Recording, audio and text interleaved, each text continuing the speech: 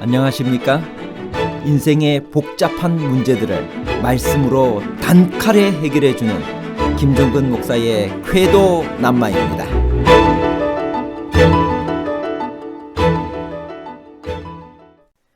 요한일서 3장 6절을 해석하는 것은 그렇게 쉽지 않습니다.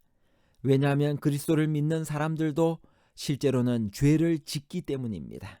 그렇다면 범죄하지 않는다는 말은 무엇을 의미하나요? 요한일서 3장 6절에 그 안에 거하는 자마다 범죄하지 아니한다는 말은 그리스도를 믿는 사람들은 결코 실수 없이 완전하다는 말인가요? 아니면 상습적인 범죄를 하지 않는다는 의미인가요? 실수와 상습적 범죄에 관한 복잡한 문제를 하나님 말씀의 가르침으로 명쾌하게 해결해 드리겠습니다. 요한일서 전반부는 우리가 서로 사랑해야 할 이유를 설명했습니다. 그 첫 번째 이유는 무엇인가요? 요한일서 3장 1절. 보라, 아버지께서 어떠한 사랑을 우리에게 베푸사 하나님의 자녀라 일컬음을 받게 하셨는가. 우리가 그러하도다. 그러므로 세상이 우리를 알지 못함은 그를 알지 못함이라. 사도 요한의 감동에 찬 목소리가 들리는 듯 합니다. 보라, 이 어떠한 사랑을 우리에게 베푸사 하나님의 자녀라 일컬음을 받게 하셨는가. 가치 없는 자가 하나님의 자녀가 된다는 것만큼 감동적인 것도 없습니다. 하나님의 자녀가 된다는 것은 하늘의 모든 것을 다 소유한다는 것과 다름이 없습니다. 하나님의 자녀가 된다는 것은 구원이요, 영생이요, 영원입니다. 주를 향하여 이 소망을 가진 자마다 이제는 어떻게 해야 하는 것인가요? 요한일서 3장 3절. 주를 향하여 이 소망을 가진 자마다 그의 깨끗하심과 같이 자기를 깨끗하게 하느니라. 요한일서 3장의 첫 번째 부분은 사랑한다는 것은 자유와 방종을 의미하는 것이 아니요 오히려 죄를 짓지 않고 자기를 깨끗이 보존하는 것을 말한다는 말씀입니다. 먼저 저자는 우리가 서로 사랑해야 할 이유를 밝히고 있습니다. 우리가 사랑해야 할 까닭은 하나님께서 우리를 하나님의 자녀라고 부르신 엄청난 사랑 때문입니다. 그 사랑 때문에 우리가 하나님의 자녀가 되었습니다.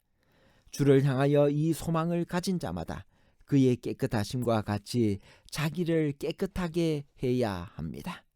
우리는 죄를 지을 수 없습니다. 왜냐하면 그 안에 거하는 자마다 범죄하지 않기 때문입니다. 우리는 하나님께로 난 자들이지 마귀에게 속한 자가 아닙니다.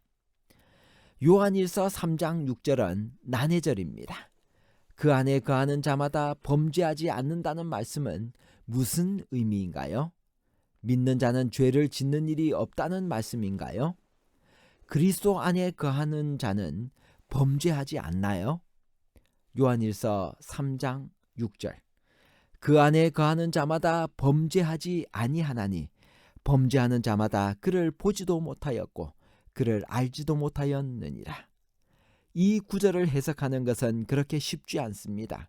왜냐하면 그리스도를 믿는 사람들도 실제로는 죄를 짓기 때문입니다.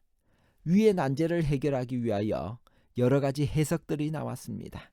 첫 번째, 여기서 범죄란 회복이 불가능한 죄를 의미한다. 두 번째, 고의적이고도 지속적인 고범죄를 말한다. 세 번째, 그리스도 안에 있으면 죄를 죄로 여기지 않는다. 네 번째, 본문은 그리스도 안에 있는 사람이 실제로 죄를 짓지 않는다는 것이 아니라 범죄하지 않아야 한다는 이상을 말하는 것이다. 다섯 번째, 본문의 말씀은 그리스도 안에 있는 사람은 계속적으로 혹은 습관적으로 죄를 범치 않는다. 마지막 해석이 가장 본문의 뜻과 일치한다고 봅니다. 범죄하지 않는다는 동작을 나타내는 하마르타네이라는 헬라어 동사는 현재형 시제로서 현재에도 계속해서 죄를 짓고 있는 행위를 나타내고 있기 때문에 그리스도 안에 있는 사람은 습관적이고도 지속적인 죄를 짓지 않는다고 해석할 수 있습니다. 따라서 습관적이고 계속적으로 죄를 짓는 자는 그리스도를 보지도 못하였고 알지도 못하는 자, 즉 그리스도를 체험하지 못한 자입니다. 그리스도를 보고 안 사람은 그런 반복되는 범죄를 범할 수가 없는 것입니다. 하나님께로 난 사람은 죄를 짓지 아니하나니 이는 하나님의 씨가 그의 속에 거하며 저도 범죄치 못하는 것은 하나님께로서 났음이라. 예수께서 이 세상에 오신 목적이 무엇인가요? 그분이 오신 목적이 우리 삶에서 이루어지고 있다고 생각하나요? 요한일서 3장 5절. 그가 우리 죄를 없애려고 나타내신 것을 너희가 아나니 그에게는 죄가 없느니라. 사도는 이곳에서 죄로부터 인간을 구원하려는 그리스도가 오신 주된 목적을 언급합니다. 그 목적은 그리스도가 값을 치르는 의미에서 죄를 지고 감으로 혹은 그가 죄를 소멸시킴을 통해 성취되는 것으로 간주할 수 있습니다. 두 해석 다 타당한데 이는 그분이 두 번째를 성취할 수 있게 하기 위하여 첫 번째를 행하기 때문입니다.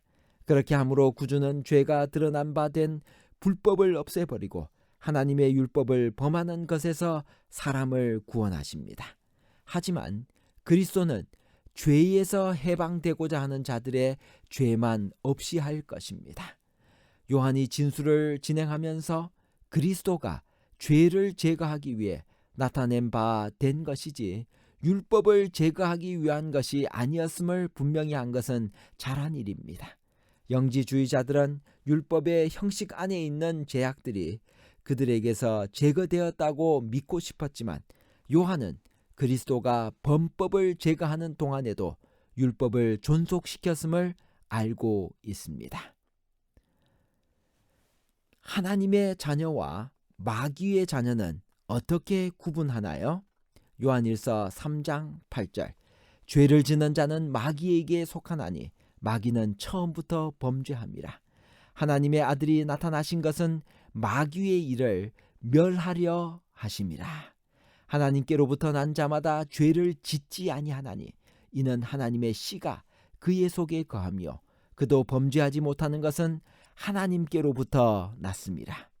우리가 계속적으로 죄를 지으면 마귀에게 속하는 것입니다. 형제를 사랑하지 못하면 하나님의 자녀가 아닙니다. 마귀의 정신을 나타내면 하나님의 자녀가 아닙니다. 다투거나 늘 문제를 일으키면 마귀에게 속한 것입니다.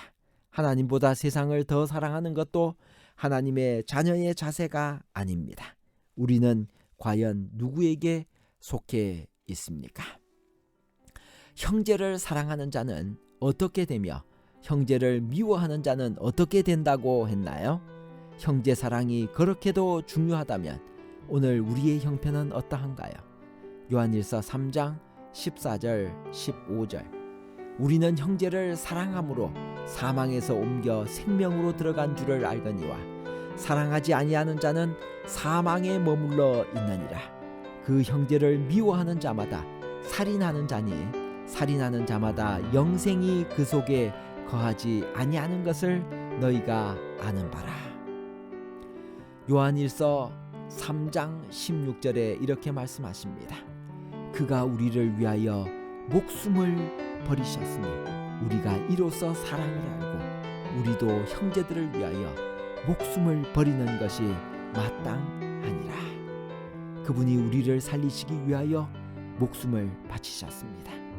그렇게 했기 때문에 우리도 형제들을 위하여 목숨을 바치는 것이 마땅합니다. 그런데 사랑하지도 못하겠느냐는 말씀입니다. 우리가 이로써 사랑을 알게 되었습니다. 예수님의 십자가의 죽으심은 하나님의 사랑이 어떠한 것인지를 우리에게 분명히 보여주신 것입니다.